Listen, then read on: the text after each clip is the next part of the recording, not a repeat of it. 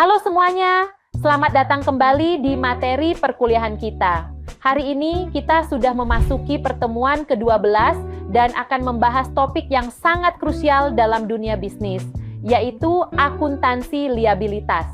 Materi ini merupakan bagian penting dari mata kuliah akuntansi dan laporan keuangan. Mengapa kita perlu belajar ini?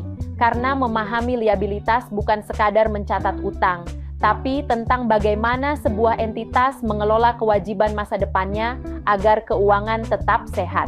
Perkenalkan, saya Nur Iksan yang akan memandu teman-teman dalam sesi kali ini. Pastikan alat tulis kalian siap, karena kita akan membedah konsep-konsep penting yang akan sangat berguna bagi pemahaman akuntansi kalian ke depannya. Yuk, kita langsung saja mulai pembahasannya ke slide berikutnya. Setelah kita memahami gambaran umum mengenai liabilitas, sekarang mari kita masuk ke inti pembahasannya, yaitu mengenal perbedaan antara hutang jangka pendek dan hutang jangka panjang.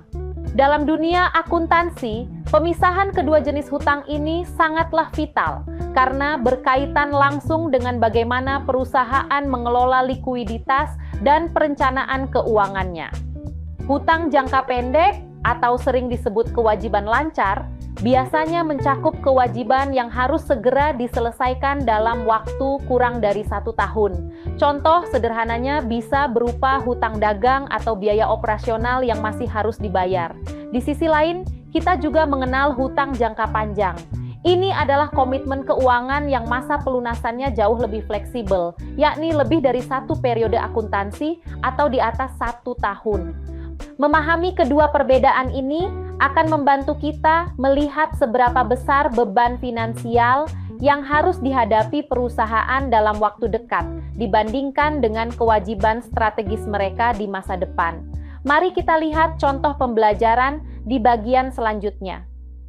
Untuk memberikan gambaran yang lebih konkret, mari kita lihat contoh kasus instrumen hutang yang baru-baru ini diterbitkan, yaitu obligasi negara retail atau ORI 025. Pemerintah Indonesia menerbitkan instrumen ini pada periode 29 Januari hingga 22 Februari tahun 2024. Hasilnya luar biasa, pemerintah berhasil melakukan penyerapan dana sebesar 23,92 triliun rupiah. Obligasi ini memiliki tenor atau jangka waktu selama 3 tahun dengan tingkat bunga tetap sebesar 6,25% per tahun.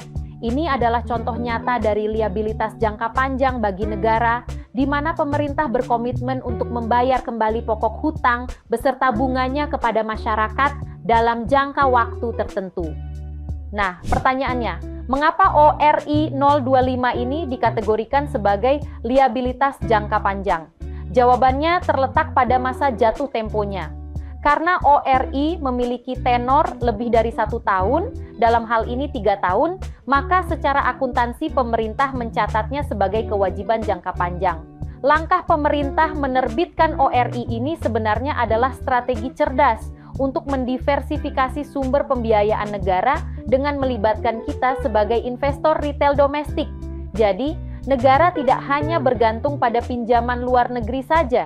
Dari sisi pencatatan akuntansi, dana yang terkumpul dari masyarakat ini akan masuk ke dalam neraca pemerintah dan dicatat secara resmi sebagai utang obligasi. Hal ini menunjukkan bahwa liabilitas bukan selalu hal yang negatif, melainkan bisa menjadi alat strategis untuk pembangunan ekonomi nasional jika dikelola dengan transparansi yang tinggi.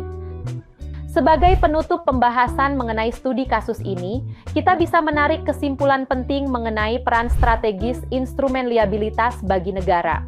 Penggunaan liabilitas jangka panjang seperti ORI ini memberikan keuntungan ganda. Bagi pemerintah, instrumen ini sangat membantu dalam membiayai APBN tanpa harus memberikan tekanan berlebih pada kas jangka pendek negara. Hal ini memungkinkan pembangunan tetap berjalan dengan pendanaan yang stabil dan terukur. Di sisi lain, dari sudut pandang masyarakat, ORI hadir sebagai instrumen investasi yang sangat aman karena dijamin oleh negara serta menawarkan imbal hasil tetap yang kompetitif bagi para investornya.